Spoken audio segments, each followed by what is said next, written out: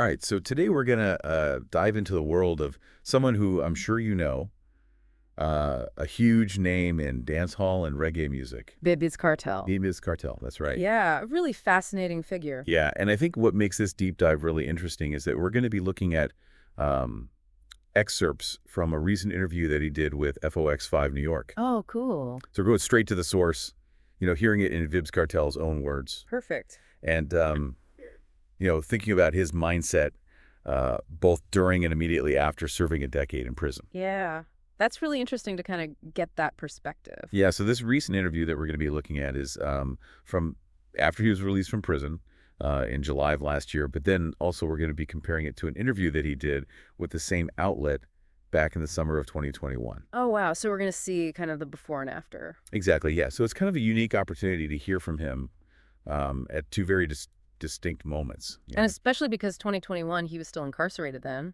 Yes. Yes, he was. So let's actually go back to that 2021 interview first. Yeah. Because even then, from behind bars, he was making some very powerful statements. What really struck you from his reflections at that time? Well, I think what resonates even now is how he was just so convicted in his innocence. He said point blank, I know I'm innocent and I know I'm coming out.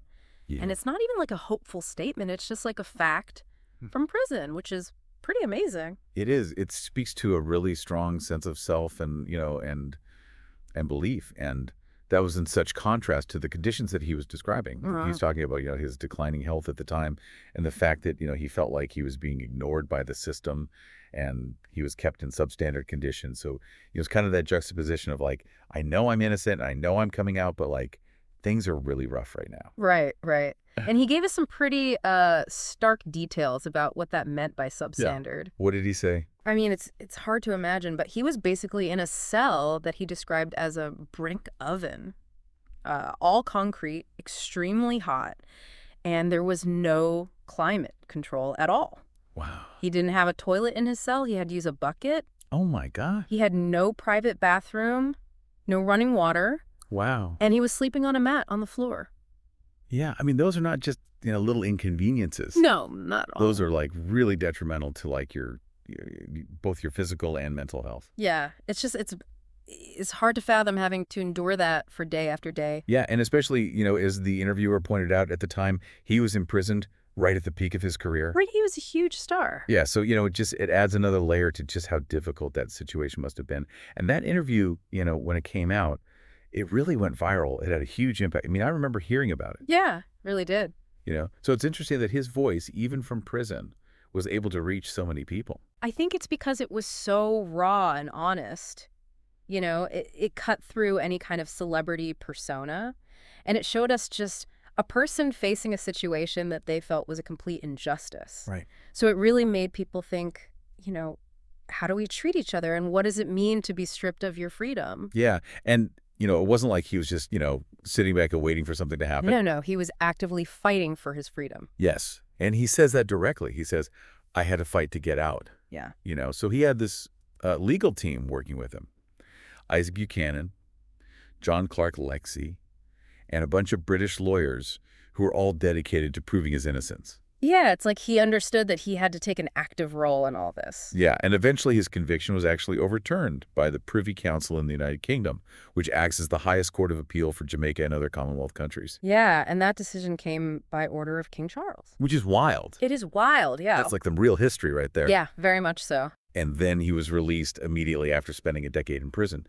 So, I think it'd be easy to imagine that after that experience, after enduring those harsh conditions in that legal fight, that somebody would be completely, defeated. Yeah.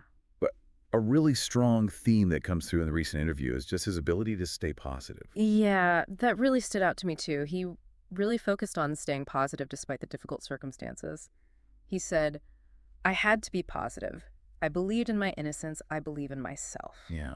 And I think that says so much about his resilience and the importance of self-belief. It does, yeah. And it wasn't just about him, right? He also talked about how his kids and his parents were depending on him, so he couldn't give up. Right. He said, I couldn't afford to. Like, I had kids depending on me, my parents.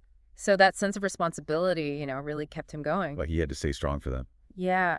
And we have to remember, too, he was battling Graves' disease while he was incarcerated. Oh, yeah, that's right. So, you add that on top of everything else, and it's remarkable how he managed to get through it all. Yeah. So, I mean, after all of that, Yeah. he gets released after a decade.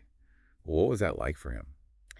He said it was very surreal, and I can only imagine after spending so long in that one very restricted reality to suddenly be free again. Yeah. It must have been completely disorienting, but he also said that he felt blessed and lucky.